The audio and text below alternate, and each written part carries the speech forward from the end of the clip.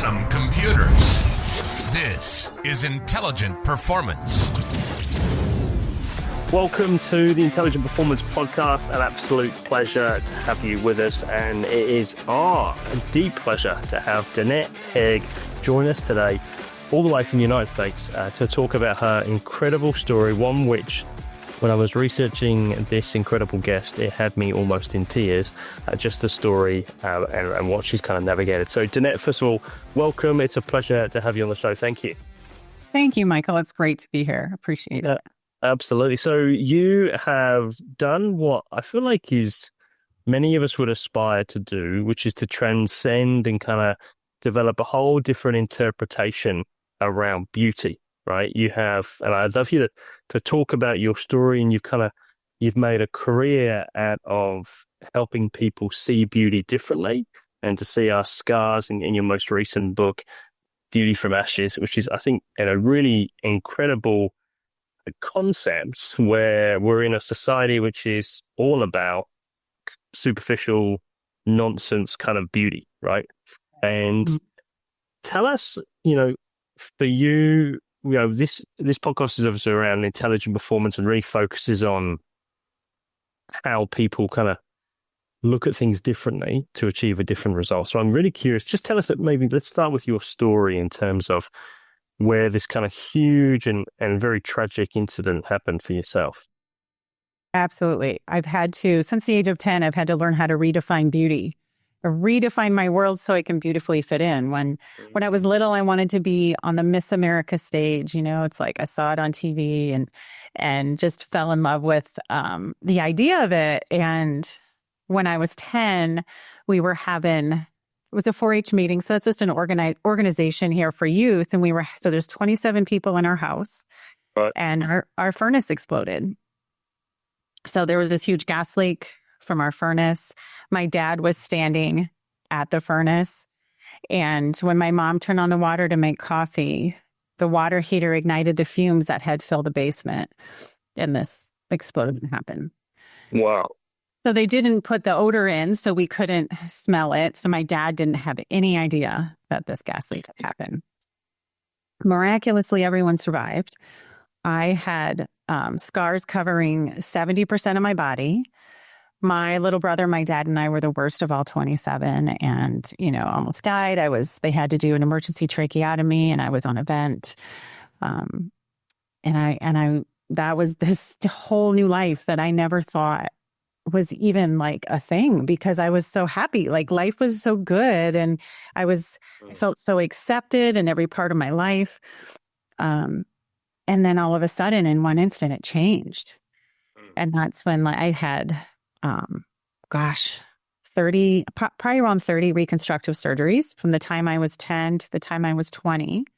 So I was in and out of hospital all the time. And so skin grafts, they take skin and make a scar. So the areas that I didn't have a scar, found myself even more scar covered. So, and the tragedy itself and trauma does things to our brain, where you feel unsafe, where it's hard to recover from any kind of trauma. And then everywhere I went, even today, I get stared at every day in that kind of awkward way, because my injury is new for other people, even though it's been 43 years for me, new for somebody else. So I get that reaction all the time.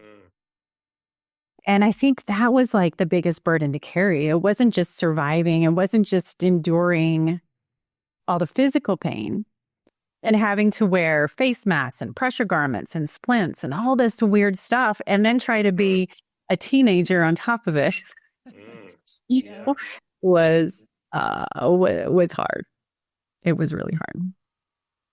I'm curious, let's just touch on a few of the kind of technical language you use there. So tracheotomy, I think, is what the word you use. Just help us understand what is actually that.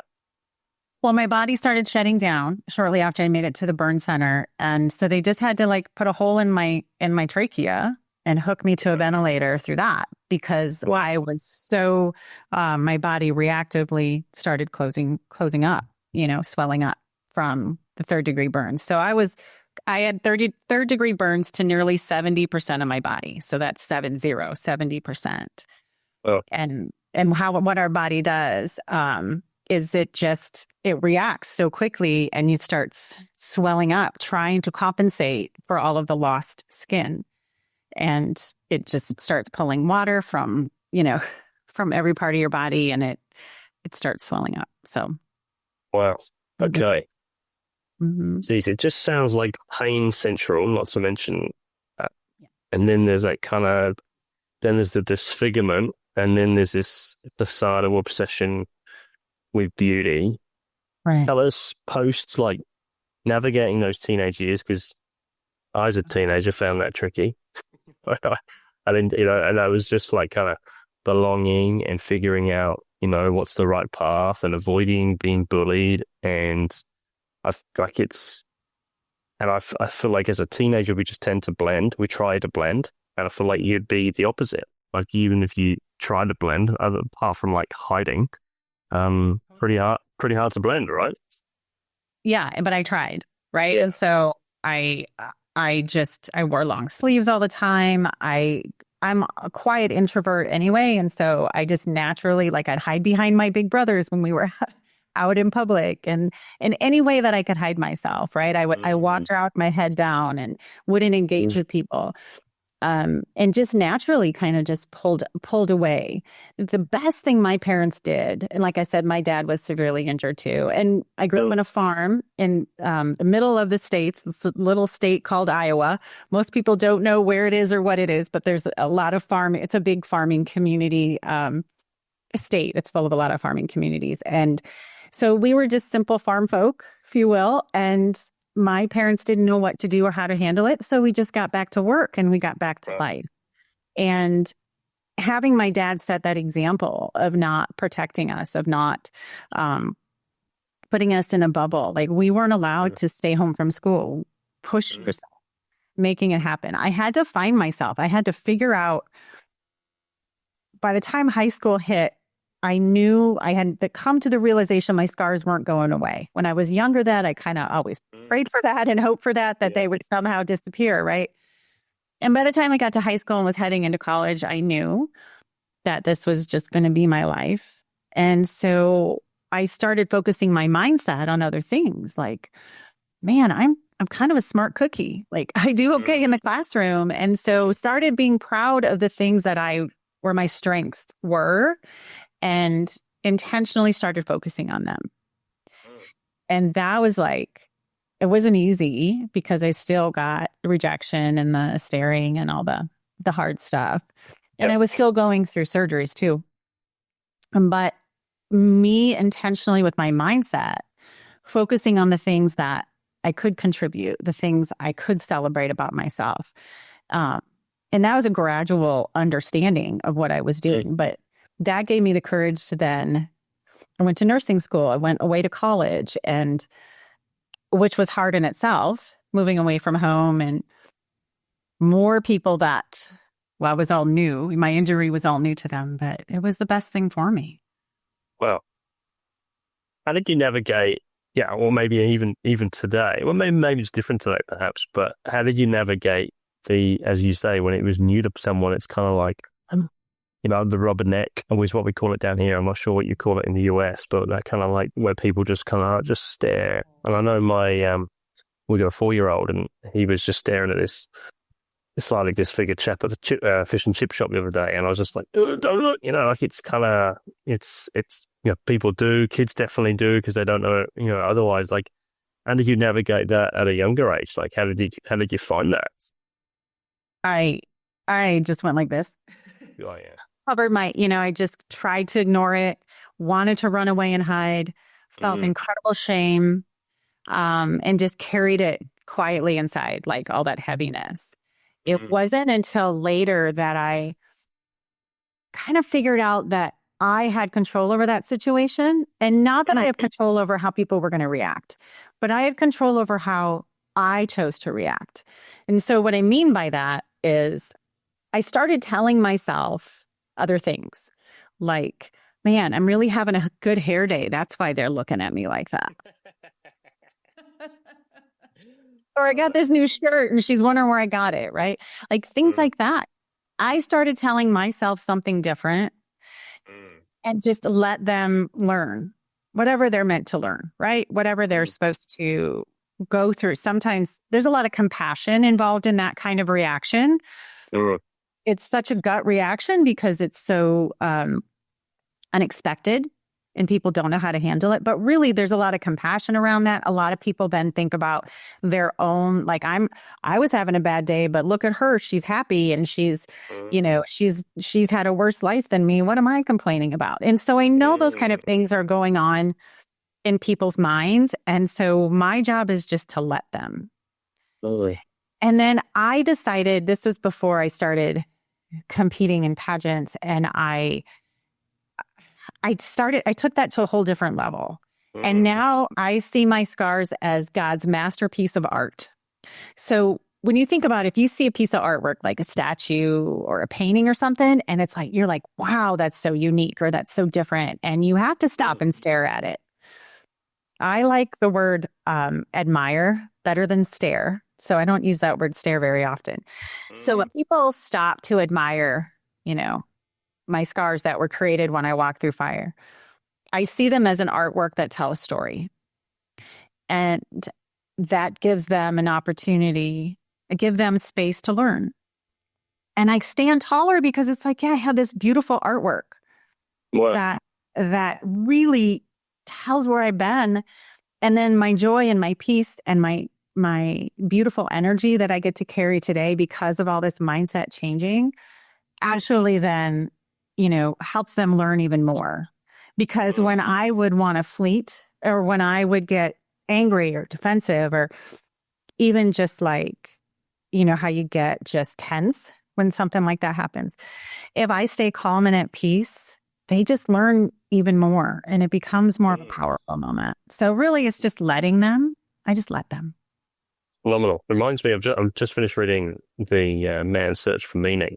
And in terms of, I'm not sure if you read that, about his experience in the concentration camps in Europe and as a Jew. And it's amazing. It's a phenomenal book. And he talks about, he's a psychologist, and he reflects on how different people responded during that horrific time. And he shares the story about it, and he talks about how, he talks about good and evil. He talks about how there's good and evil on every side. It wasn't just the guards who were quote unquote evil. In fact, there were some really good guards who were kind of handing out the punishment, as it were. And anyway, and it sounds like you really grabbed hold of that meaning part, which can be so destructive, and yet you've managed to pivot it to something where, okay, scars are, and to quote your book, the scars are stars, which I think is a really, really powerful piece. So I'm curious, it can feel like delusion, perhaps, when you shift this view, right, initially. Right. And how did you first, at that kind of initial part, when you were changing your mind, as it were, about these scars, that they weren't to be hidden, they weren't to be kind of withdrawn, it was the opposite. It was actually to be, kind of leaned into, and then to kind of this whole beauty pageant, putting yourself on stage to be observed, right, in the public domain. What was that like, that transition for you? Because I feel like that really links to intelligent performances. We often find it's counterintuitive thinking, right? So tell us about that moment, like, and how did you navigate it? The kind of the doubt, the concern that this might just be. How did you know you weren't just deluding yourself? Well, I think it started back in high school when I shared about how I started trying to really focus on the things I did have control over, the things where I shined, right? And so our mindset's not any different. We have control over whether we're going to think the worst or we're going to think the best. And it may be delusional, but man, it gave me power. Gave power. And for me, then that becomes my truth. And so then you're creating this whole different energy around how your day is going to go, how your week is going to go. And so I got in the practice, even looking in the mirror before I would leave the house, like, what can I stand on? Like, I still see the scars. It's not like they're not there. And now that I'm 53, which is a really hard age to say out loud. But as I age, it's like, oh, I see that saggy part. And I see this thing that reminds me that I'm not 20 anymore. It's the same thing. I see all those things, but they don't dictate my value. It's digging deeper. It's remembering how I was there for my friend yesterday, or how my daughter hugged on me, or how much my husband loves me, or all those things that really are the meaning of our life. That's what I carry with me throughout the day.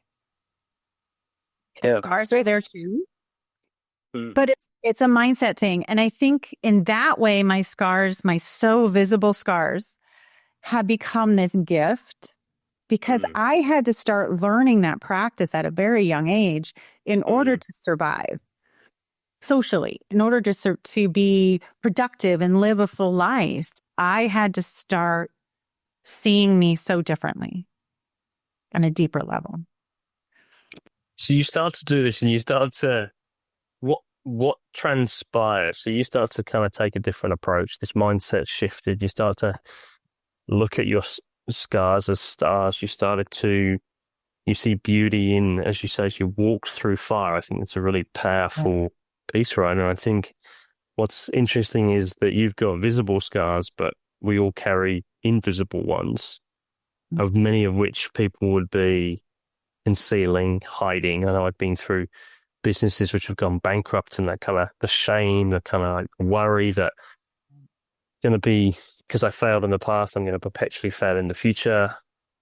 What did you start to notice when you really kind of stuck and stayed solid with this approach?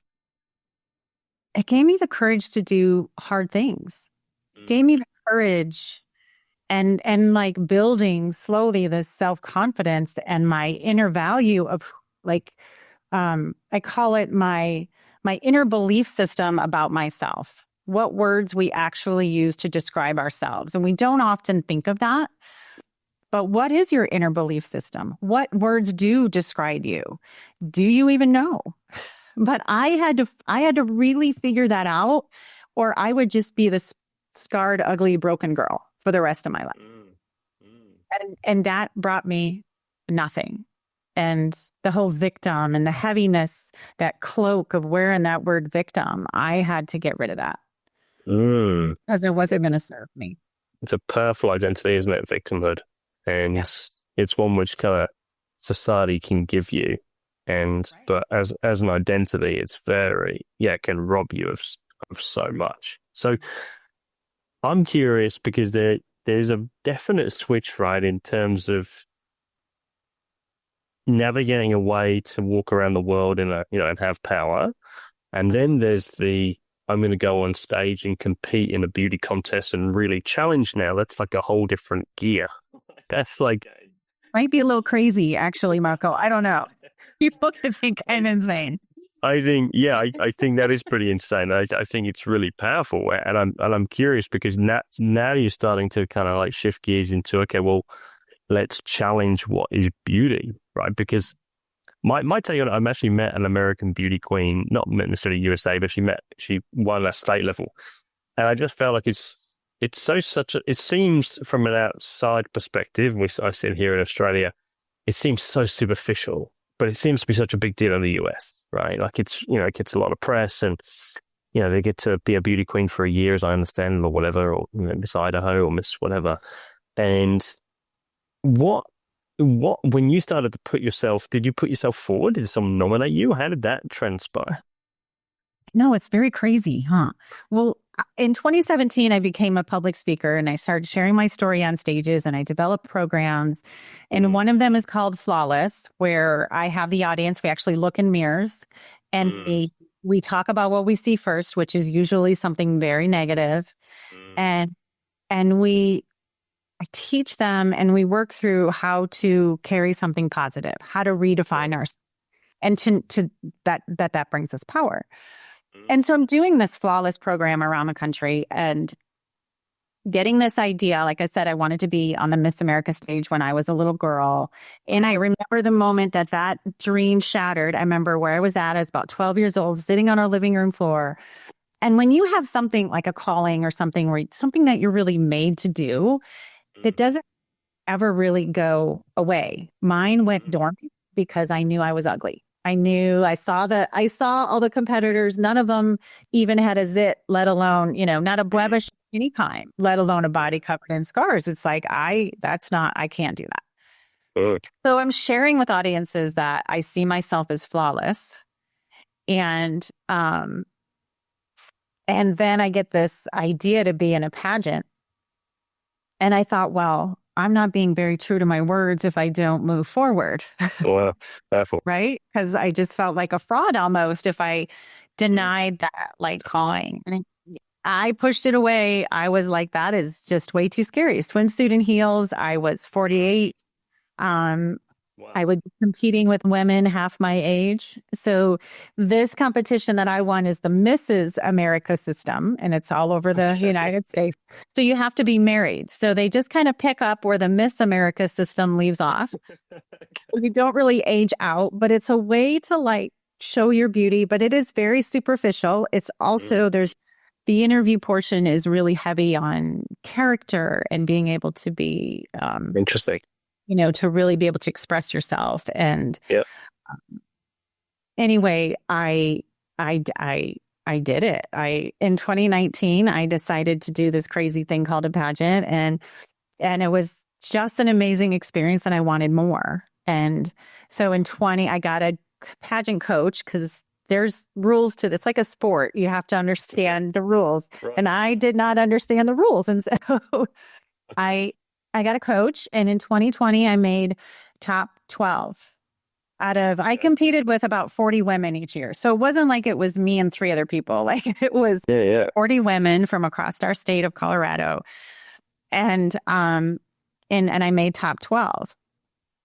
And then I caught the bug and I thought, I wonder if I can get any closer to that crown, because I feel like it validates everything that I share about how our beauty really comes from within. That if we work on and polish and heal and nurture ourselves and, heal our spirits and stuff, that's what people are attracted to, not a size, shape, or, perfection.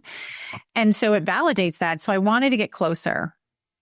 And in 2021, I won the whole damn thing. Wow. I got the crown, and I even won, Michael, this is the part that blew me away. So when I wore a swimsuit when I was a little girl, after I was injured, being in the pool was horrible because I have scars on my arms and my back, right? And my face and my neck, I have scars, and there was no hiding in a swimsuit.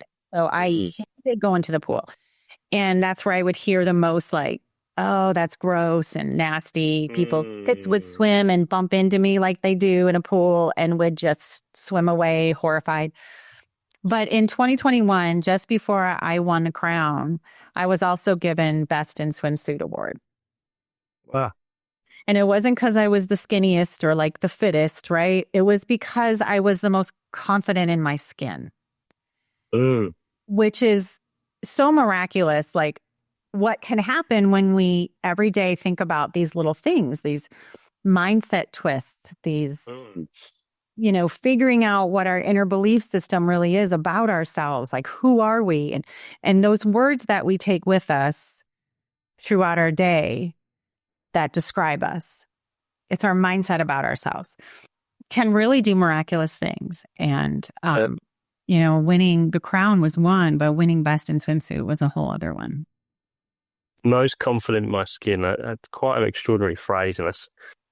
But I'm particularly curious, how did the other I want to talk about I have no understanding at all about the pageant system, especially that you needed a coach. That seems absolutely even more bonkers about the whole thing in itself. But in terms of the other competitors, so they stood there, quote unquote, to perfection of, or, would be images of I'd imagine good-looking wives, some of the best in Colorado, perhaps.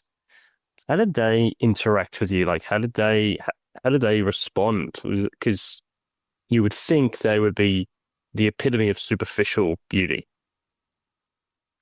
There's pieces of that.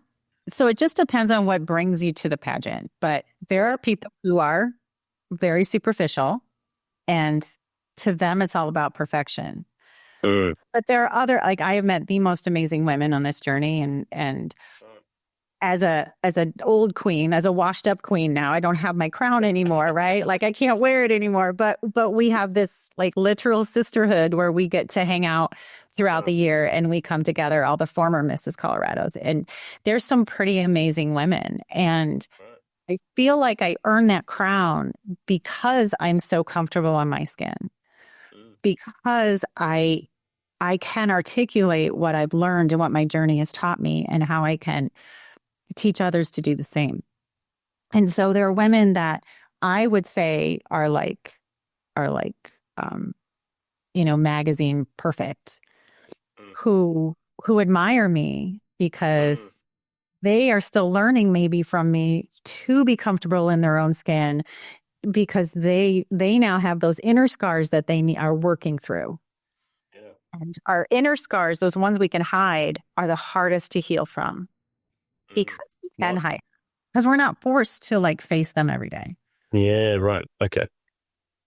Do you think the process is the same to heal from a external scar to oppose an inner one? Yes. I think they're very similar. I think it's one of the pieces of my healing journey that gave me strength was facing my fear of fire. We all have fears, we all have insecurities, and we need to face them. Going out every day with my scars and carrying them, and having to carry them, and having to deal with them, and having to figure out how to interact with people with my life pain, there for everyone to see, gave me really amazing skills to navigate all of my inner scars as well. And it gave me courage to face my fear of getting burned again. And so I started in my 30s, I started taking these small steps, and I would force myself to be in front of a candle. And then I would force myself I bought a gas grill. It was while I was single, and I bought a gas grill, and I put it together, and I lit it myself, and I cooked on it. But that was like quite the process. I couldn't get enough, but I needed to, because I was so afraid. I couldn't even be around someone lighting a pilot light, because I thought explosions happen all the time. So it was retraining my brain, like with anything else. I'm just retraining my brain. And then, so I took all these like little steps of evolution to overcome my fear of fire. And in the end, I sat in a room on fire with a friend of mine who's a firefighter. And I sat in a room on fire for 20 minutes, and I had fire all around me. And without all of the steps I had taken, I don't think I would have ever found peace within my fear. I don't think I would have had the courage to even think about that. But now I can sit with my family, my husband and my kids, around a campfire and have fun. Whereas before I couldn't, And so I think it's pushing ourselves. It's forcing ourselves to face our scars, our stories, and find peace in whatever room on fire yours looks like. But when our scars are hidden, we're not forced. Let's touch on shame, judgment, our own inner critic. You sound like you've mastered it. Would you share that view? Would you agree with that? Do you feel like you've mastered it, or is it something that's like an ongoing battle? How would you okay. I think even when you master it or you're an expert in it, I call myself an expert in rising above life scars. And all of that is part of it. Shame, rejection, that imposter syndrome feeling. We can talk ourselves out of just about anything if we let ourselves, right? But it's understanding what works for us, what works for me, to keep my spirit settled, to keep those thoughts, that inner critic, quiet, and to really work on my inner cheerleader, right? And so I know those things that work for me. And whether it's affirmations or prayer meditation. For me, I'm a runner. I've been a competitive runner since I was 25, and it works for me.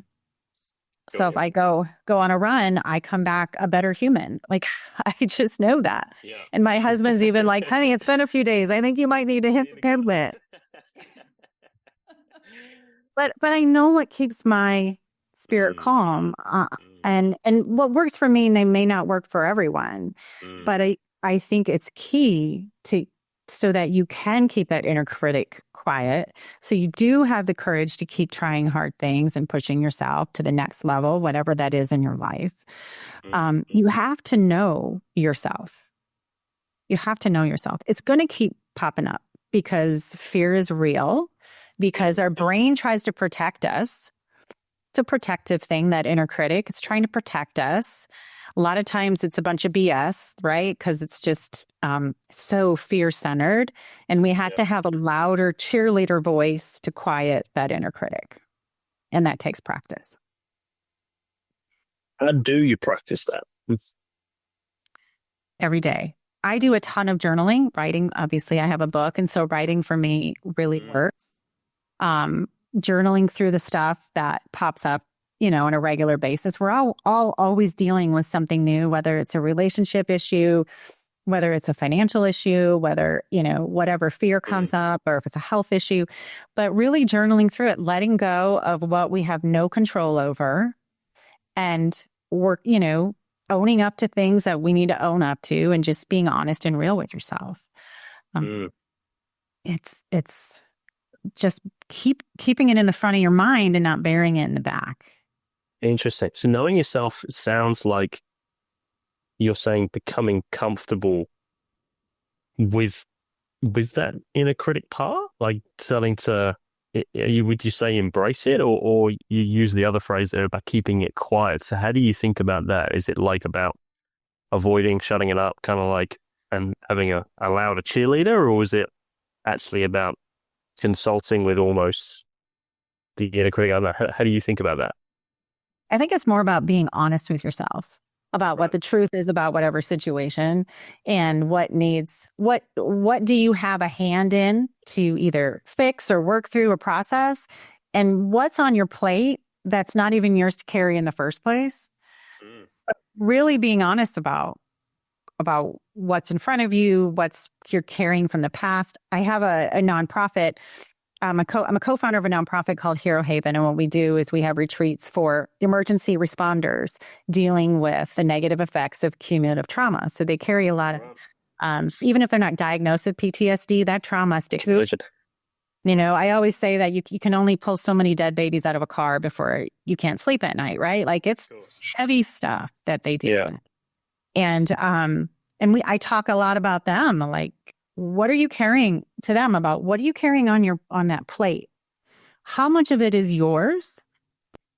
How much of it is someone else's? How much do you need to let go of? How much do you need to just accept? So it's being honest with yourself about all those things that can impact your inner critic or your inner cheerleader, and deciphering through it and journaling through it and talking through it. When you say how much is not yours, as in like how much is on there, like what do you mean by that? Is in like what society put on there? Maybe what you've inherited or something like that? It could be like generational stuff for sure. Yeah. Okay. But one of the things, like, a lot of times we carry someone else's pain, someone else's hardship, and we carry it too long. Or as a parent, I have 4 children. 2 of them are young adults, and man, do I worry about those 2. But they live in Texas, so they live far from me. But does worrying help? Worrying is just worshiping the problem. And so I have to understand what's worry, what's helping, what's not, what part of that worry do I need to maybe have a conversation with my kids about, and then let it go and trust them that whatever is on their path and whatever they choose is what they're meant to go through. And I'm not saying any of this is easy. I'm just saying it all needs attention and honesty and processing of some kind. Your faith, as I understand it, played a big role in helping you navigate this. what's that journey been like for you in terms of, because I think you'd be right to probably question, like, how would in what kind of world this kind of makes sense, right? This kind of Right. approach. So just talk us through that. It's easy to blame God when something bad happens, right? Because none of it makes sense. It's like major madness. But my dad is, he was my best example. And we were in the hospital together. He even inhaled flame. Like he was so close to the fire and the blast that he inhaled it. He had burns inside of his throat. And towards the end of our hospital stay, when he was, healing from all that, one night, every night in the hospital, I would cry myself to sleep because it was horrific. And I heard my dad saying from his room down, I could hear it coming through the hallway, "How great thou art." And he sang the whole song. And as through my tears, and he wasn't singing to me. He didn't know I was listening, right? But in the deepest, darkest moments of our life, he had lost everything. His kids were hurting. His wife was hurting. Kids from his community were hurting under his watch. And he was singing praises because he knew that he couldn't tackle this alone.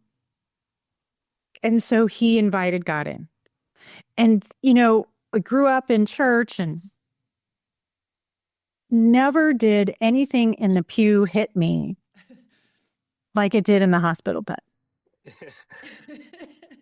And faith isn't easy. It doesn't come to our rescue in that taking all your pain away. But what I believe and my faith has done for me, is to help me use that pain for a purpose. Because our world is filled with pain, my faith has given me the grit and maybe an insight to see our pain for what it's really meant for, which is to use it to do good, use it to inspire others, use it to pour into other people who are hurting, because pain is pain. I believe pain is a common thread that unites us all. Oftentimes we use pain and the differences in pain to tear us apart. Well, mine's worse than yours. And a lot of times we use it as a tool to tear us apart. But really, pain is a common thread, this golden thread that unites us all. When I say that word pain, it inflicts a reaction from everyone. And so why don't we use that to inspire hope, maybe some peace, maybe some tools. Wow. To help other people.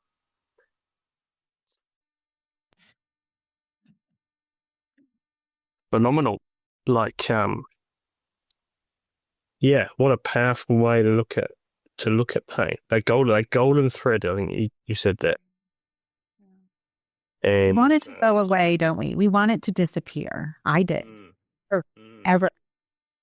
But man, looking back now, Michael, I wouldn't change a thing.